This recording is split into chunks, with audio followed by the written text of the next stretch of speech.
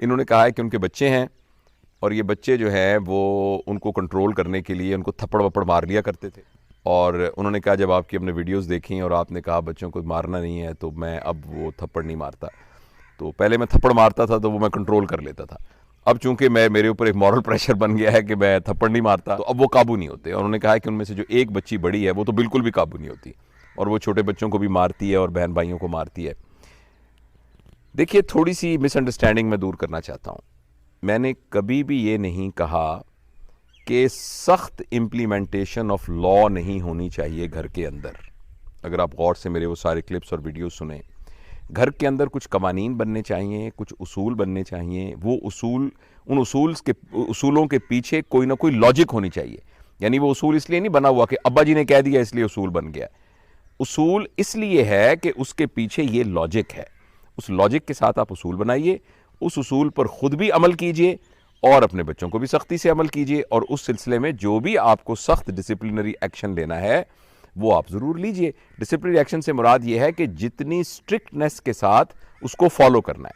उसका ये मतलब नहीं है कि आपने गुस्से के साथ फॉलो करना है।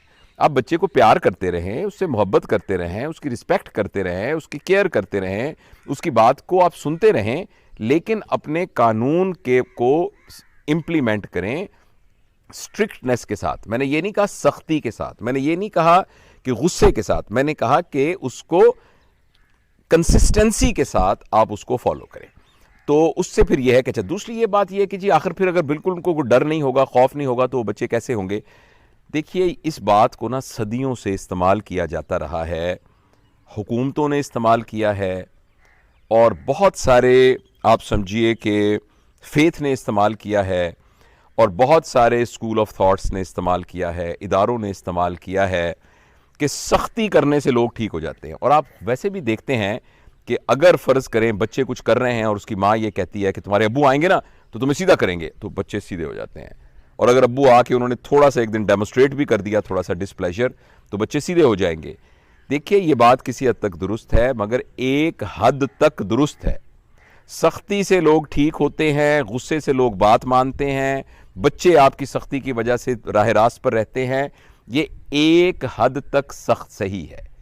जब वो हद क्रॉस हो जाती है तो अब ये सख्ती और या बात का मनवा लेना, उसकी जो कीमत होती है वो ये है कि आपका उस बच्चे के साथ रिलेशनशिप डिस्ट्रॉय हो जाता है।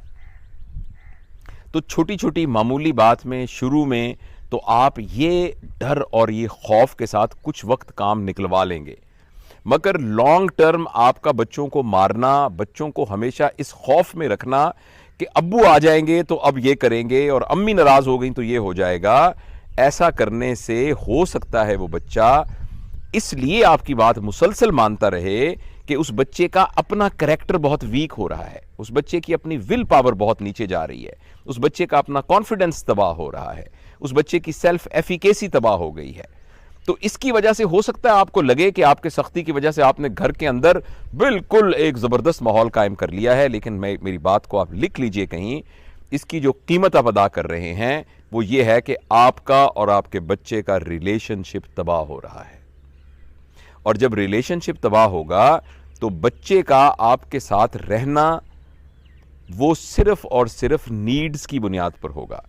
बच्चा क्या करे उसकी फीस आप दे रहे हैं, उसको पॉकेट मनी आप दे रहे हैं, ठीक है ना, उसको कपड़े आप दिला के दे रहे हैं, ईद पे आप उसको कपड़े लेके देते हैं, खिलौना आप उसको लेके देते हैं, तो वो क्या करे, वो आपके साथ रहेगा, लेकिन अंदर से आपका और उसका रिलेशनशिप ब्रेक होगा।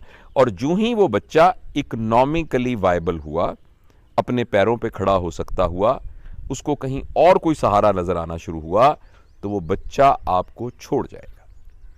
मुतद्दद आपने ऐसे वाकयात देखे होंगे। एक खातून है, मेरा एक ही बेटा था, मैंने बड़ी मुश्किल से उसको पाला, मैंने बड़ी उस पर मेहनत की, अब उसकी शादी हुई है तो उसकी बीवी बड़ी है, बहुत बुरी, हम बहू सेलेक्ट करके ले आए हैं और वो उसको लेके चली गई है।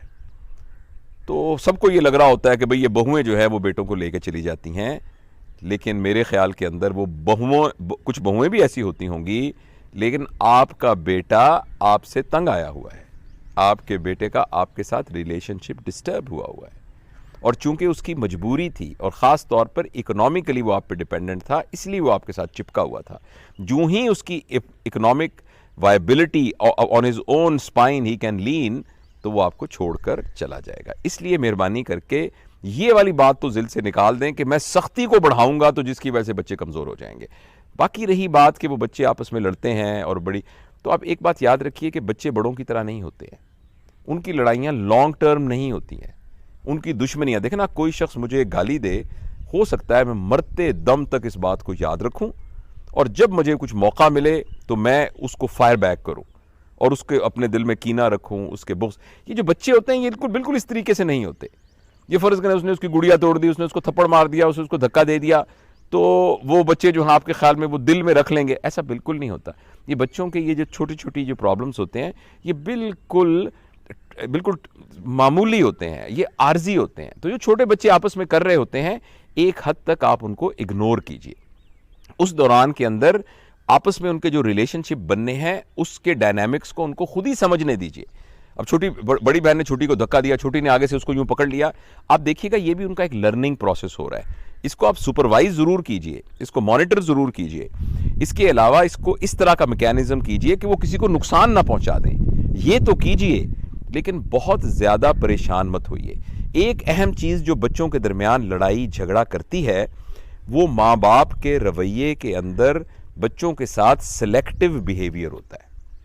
ये मेरा जो बड़ा बेटा है ना ये बहुत अच्छा है, ये जो दरमियान वाला है ना ये जिद्दी है, इसके साथ मैं लाड बहुत कर लिया, ये जिद्दी है। ये जो मेरा छोटा बेटा है ना ये हमेशा फर्स्ट आता है। ये बड़ा बच्चा जो है ना, तू छोटे भाई को ही देख यार, ये तेरा छोटा भाई है, तू उसकी तरह पढ़। ये जो हम गैर इरादी तौर पर और बाज़ औक़ात इरादी तौर पर भी बच्चों को कंपेयर करने लग जाते हैं और बच्चों के दरमियान कैटेगरी बनाना शुरू कर देते हैं, उसकी वजह से बच्चों के दरमियान एक जेलसी डेवलप हो सकती है। और बाज़ औक़ात जिस मारपीट का आप जिक्र कर रहे हैं उसकी बुनियाद ये हो सकती है कि एक बच्चे को आपने दूसरे बच्चे पर प्रेफरेंस दी। अच्छा देखिए, जिस बच्चे को आपने दूसरे बच्चे पर प्रेफरेंस दी है, बदकिस्मती की बात यह है कि आपने वो प्रेफरेंस भी किसी जेन्युइन बुनियाद पर नहीं दी हुई। आपने किसी बच्चे को आला दर्जे पर इस बुनियाद पर नहीं फाइज किया हुआ कि उसका इखलाक अच्छा है। आपने ये कहा है कि ये मैट्रिक में ये जो है ना मैथमेटिक्स में 10 में से 10 नंबर लेके आया हुआ है, और आपने ये कहा है कि इसने जो है वो जो डिबेट्स हुई थी उसमें ये फर्स्ट आया था, जबकि तुम तो बिल्कुल भी फर्स्ट नहीं आते। तो इस तरीके से जब हम बच्चों के दरमियान एक तरह का रवादाराना सलूक रखते हैं और उनको कंपेयर करके रखते हैं और किसी को लाडला बच्चा किसी को कम लाडला बच्चा, इस तरीके से अगर हम करते हैं तो ऐसा करने से उन बच्चों के दरमियान एक जेलसी क्रिएट हो जाती है। ये बात। दूसरा, जब बच्चे खेल रहे हों कोशिश करें कि उनके साथ हम खेलें, खासतौर पर जो छोटे बच्चे हैं। तो जो बच्चे खेल रहे हैं लूडो, तो आप भी साथ बैठ के लूडो खेलिए ना। हरे रंग की गोटियां आप ले लीजिए, बाकी रंग की गोटियां उनको दे दीजिए, ताकि वो आपके लेवल पर आके आपके साथ एक रिलेशनशिप। बच्चे क्रिकेट खेल रहे हैं तो आप भी विकेट कीपिंग कीजिए ना, पीछे खड़े हो जाइए कुछ देर के लिए, बच्चों के साथ भागिए। बच्चों की उन तमाम चीज़ों में जिसमें वो लड़ रहे हैं उसमें आप भी पार्टिसिपेट करना शुरू कर दें, तो आप देखेंगे कि उनके अंदर एक डिसिप्लिन आ जाएगा। और दूसरी बात यह कि छोटी छोटी उनकी लड़ाइयों पर आप बिल्कुल परेशान ना होइए। और आखिरी तो यही बात है जो बड़ी ज़रूरी है कि मेहरबानी करके ना थप्पड़, इंसल्टिंग एटीट्यूड, ये तो किसी तरीके से आप बच्चों की तरबियत के अंदर जरा सा भी कंट्रीब्यूट नहीं कर रहा, बल्कि मैं कहूंगा कर रहा है कंट्रीब्यूट, नेगेटिव कंट्रीब्यूट कर रहा है, आपके बच्चों की तरबियत को खराब कर रहा है। तो ये है आपके सवाल का जवाब।